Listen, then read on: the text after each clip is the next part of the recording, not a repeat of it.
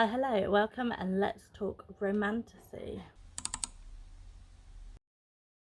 So if you're new here, I'm Tally. Thank you for joining me. Today I have 8 chunky romantasy books on my TBR.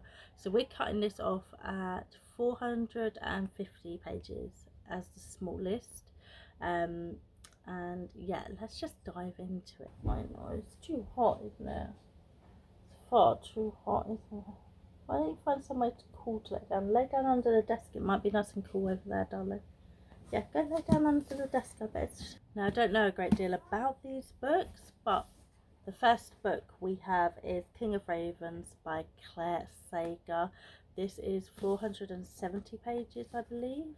Rhiannon is dying of what she doesn't know. Kept protected by her family in their clifftop home, she spends her days searching for a cure.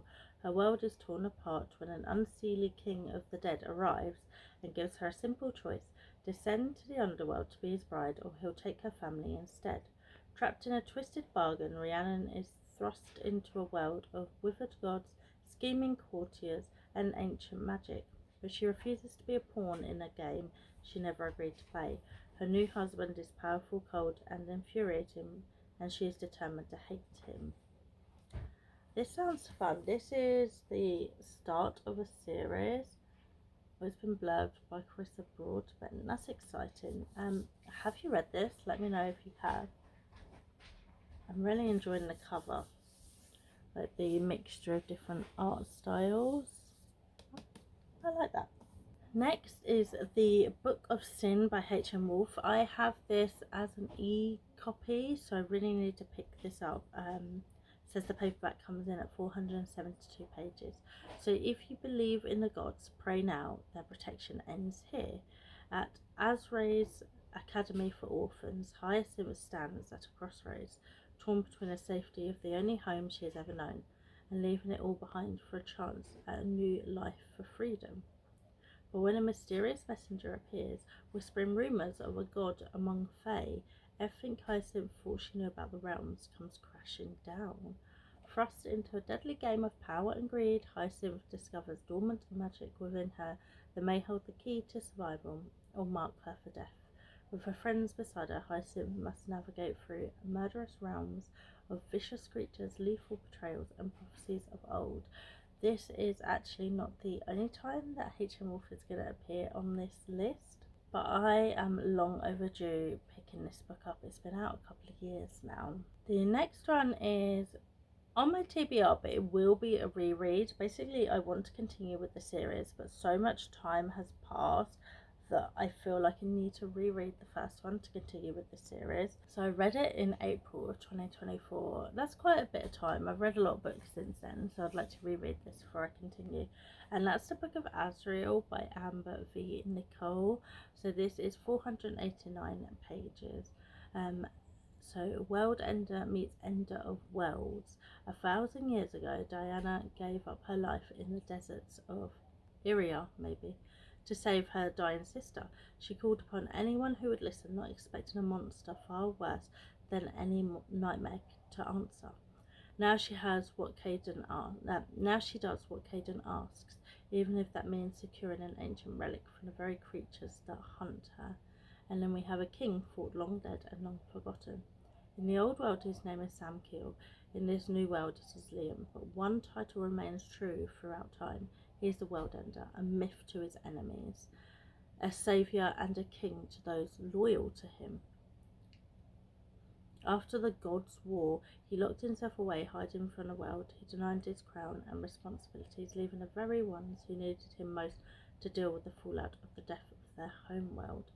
This is the Gods and Monsters series, and it's got, oh god, it's got 5 books out now, so I have quite a bit of catching up to do. And then next, coming in at 561 pages, is our second appearance of H.M. Wolf, and that's Daggermouth. This is the first in the Heart duology, and this one I'm very excited for. It's a dystopian romance. I recently read Beneath by Ariel Sullivan, I think she's called, and I absolutely adored that. I think dystopian romance might be something I could really enjoy, so I want to read more of it. So he is her ruin, she is his rebellion. The first thing you'll learn in Newfound Haven is mercy no longer exists. Showing mercy is a weakness, and a weakness will get you killed. The second thing is this: the Vera are always watching. From the highest glassed atrium in the heart to the windowless slum dens on the boundary, no movement goes unseen. The last lesson is the hardest, but you must remember it. Love outside of your ring was the death sentence. That sounds so intriguing, and I've heard so many good things about this book as well. I'm very excited to pick it up. Next, at 608 pages, is Diabound by Sable Sorensen. This is the first in the Walls of Ruin series. Only the worthy survive the bonding trials. She'll risk her life and her heart to be one of them. Merrin Cooper has always hated the bonded. Elite warriors who form mental links with the massive vicious direwolves they ride. The bonded live in luxury, while Merrin struggles to keep her family out of poverty, and when her little sister Sailor is kidnapped, stolen across the border by the immortal monsters her country has spent centuries fighting, Merrin's world falls apart. Desperate to cross the front and save her sister, Merrin enlists in the army and is thrown into the deadly bonding trials where any mistake will cost her life. And the second one is out now, I believe, so if my voice is a bit more stuffy than normal, it's because I'm very ill right now, just FYI. Next, at 685 pages, we have Because I Killed Him by Edith Bird. This is the first in a 9 Gentlemen series. I have discussed this recently. This is another dystopian romance. So, in a civilized world, everyone is rich, yet money can't buy safety, it only buys a gold coffin. The real currency is having the right allies. Low citizens survive by joining high citizens' exclusive inner circles, trading loyalty for protection from laws that govern speech, dress, and posture, and punish mistakes with public beheading.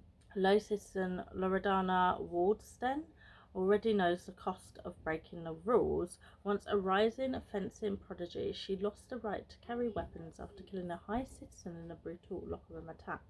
The courts erased his death to preserve his family's honour. Now she is unarmed, legally defenceless, and enrolled at the elite Grandmaster University, where champagne spills into the gutters and reputations are built on death duels. I think their society has given the go-ahead to hunt her, I believe. It sounds really intriguing, and as I said, I'm quite curious about dystopian romance lately, so I think this summer I might be trying to pick up quite a bit of it. Next, at 730 pages, I've got Fairytale by Veronica Lancelot. This one was actually in probably the last video I uploaded. It was in a top 10 Tuesday video, the one with new authors to me.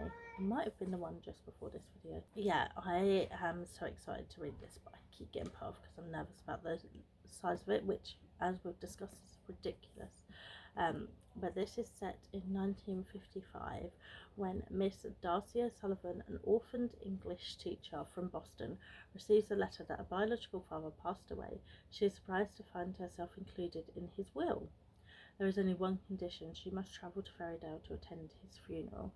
So she goes to Fairytale, and the town is kind of being hunted or at risk by, I think it's like creatures in the forest surrounding it, and the town is just very strange in general. So I think this has the potential to be something I really enjoy. It is a standalone, which probably explains the length of it. And I love the cover. I feel I'm gonna love this. I feel deep down I'm gonna love this. I've just not picked it up yet, but it is a stunning book. It's gothic romance. I love gothic romance, so there's no reason for me to have not picked it up, right? And then we have another one which I've definitely discussed on this channel recently, probably for the Romantasy TBR. And that is City of Gods and Monsters by Kayla Edwards, and this is 760 pages. This is the first in the series as well. So death is only the beginning. Laura and Carla has only ever been ordinary, as a human struggling to survive in a city that caters to the needs of werewolves, vampires, witches and other supernatural creatures. I didn't know this had supernatural creatures in it, that's exciting. She always assumed her life would remain simple, predictable and as safe as her world would allow, until she barely escapes abduction at the hands of dark slayers, supernatural bounty hunters that possess the sight and magical tracking ability that allows them to see a person's aura, and one of her friends is taken in her place. The abductors are demanding a ransom. Lauren's life in exchange for her friend's safe return. That's interesting. There's like 5 books out in this series. This first one came out in 2022, so I'm long overdue picking it up. So that's 8 romantasy books that are on my TBR that are on the chunkier side, which is probably why I haven't picked them up yet. I think forgetting that this year my reading goal is not number of books read, but the pages read. Yes, have you read any of these? Let me know in the comments, or let me know any that are on your TBR. If you don't have any books to suggest, leave a romancy adjacent emoji like a heart or a sword or something. Wash it down there, hit like, consider subscribing, and I'll see you soon for another video. Bye friends.